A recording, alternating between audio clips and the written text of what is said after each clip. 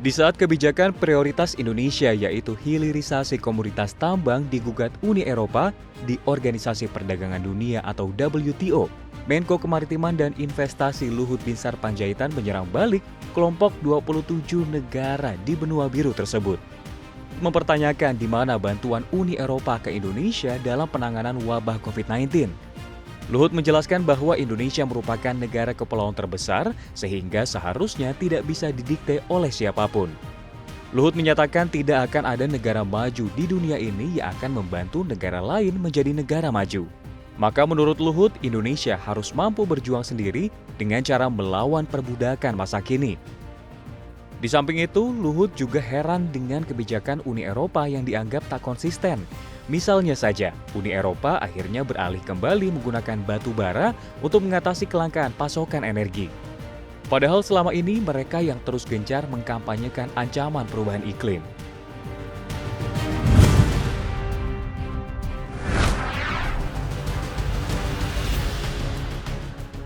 Menko Perekonomian Airlangga Hartarto mengungkapkan regulasi EU Deforestation Free Regulation atau EUDR yang mulai berlaku pada Juni 2023 akan berdampak buruk bagi Indonesia terutama ekspor produk perkebunan. Antara lain kopi, kakao, dan minyak sawit.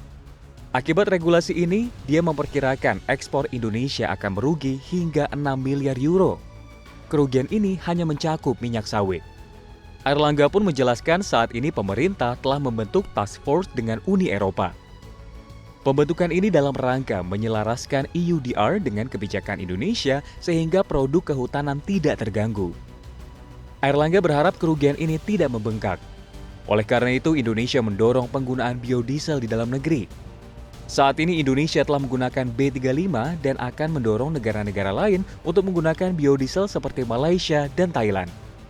Selain EUDR, Airlangga mengingatkan Indonesia juga terancam kebijakan Carbon Border Adjustment Mechanism alias CBAM di tahun 2026 yang menyasar industri besi dan baja tanah air.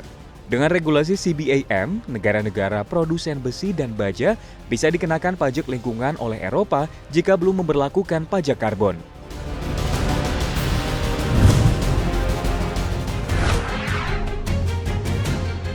Bank Indonesia mencatat indeks keyakinan konsumen atau IKK Indonesia merosot. Namun BI mengklaim keyakinan konsumen terhadap kondisi ekonomi tetap kuat. Berdasarkan catatan BI, indeks keyakinan konsumen drop tipis dari 128,3 menjadi 127,13 pada Juni 2023. Bank Sentral menilai keyakinan konsumen terbilang kuat karena IKK masih di zona optimis atau lebih dari 100. Optimisme konsumen terlihat pada seluruh kategori usia responden. Berdasarkan kategori pengeluaran, penurunan optimisme terutama tercatat pada responden dengan pengeluaran 2,1 juta hingga 3 juta rupiah. Direktur Departemen Komunikasi BI, Erwin Haryono mengungkapkan, menurunnya keyakinan konsumen pada Juni 2023 didorong oleh Indeks Kondisi Ekonomi Saat Ini alias IKE dan Indeks Ekspektasi Konsumen atau IEK yang meningkat.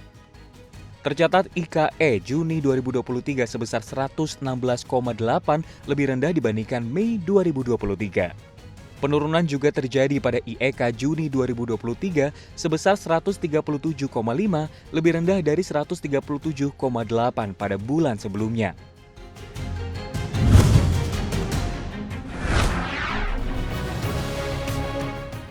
Presiden Joko Widodo bakal melarang penjualan barang bekas impor termasuk pakaian. Pelaksana tugas Direktorat Jenderal Perlindungan Konsumen dan Tertib Niaga Kementerian Perdagangan Moga Simatupang mengatakan larangan itu akan diatur dalam peraturan Presiden. Moga menuturkan selain pakaian, barang bekas impor yang bakal dilarang untuk dijual juga meliputi barang berbahaya hingga mesin fotokopi berwarna. Saat ini pihaknya tengah membahas dengan Kementerian Lingkungan Hidup dan Kehutanan dan Kementerian Pertahanan. Belakangan pemerintah tengah getol mengampanyekan untuk tidak membeli pakaian bekas impor demi mendongkrak penjualan produk dalam negeri. Pemerintah bahkan mengancam importir pakaian bekas akan dikenakan sanksi berlapis jika nekat tetap jualan.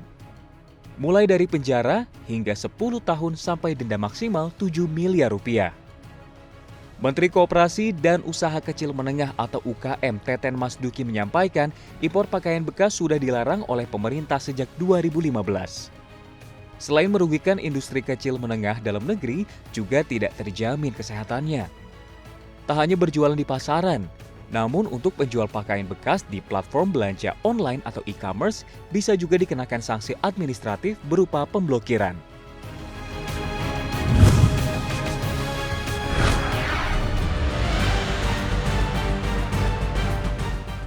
Menteri Keuangan Amerika Serikat Janet Yellen memaparkan kondisi ancaman resesi di negaranya. Menurutnya, resesi masih belum sepenuhnya hilang dari Amerika Serikat. Namun negara itu tampaknya berada di jalur yang benar untuk menurunkan inflasi. Pernyataan ini muncul setelah laporan lapangan kerja bulan Juni yang melaporkan kenaikan terlemah sejak Desember 2020. Yellen masih menilai kondisi ini mencerminkan pasar tenaga kerja di Amerika Serikat cukup kuat karena pelemahan merupakan hal yang wajar lantaran sebelumnya laju pertumbuhan cukup tinggi. Kala itu pada Juni 2023, pengusaha negeri Paman Sam tercatat menambahkan 209.000 pekerjaan dibandingkan bulan Mei, di mana bisnis negeri Paman Sam menambah 306.000 pekerjaan.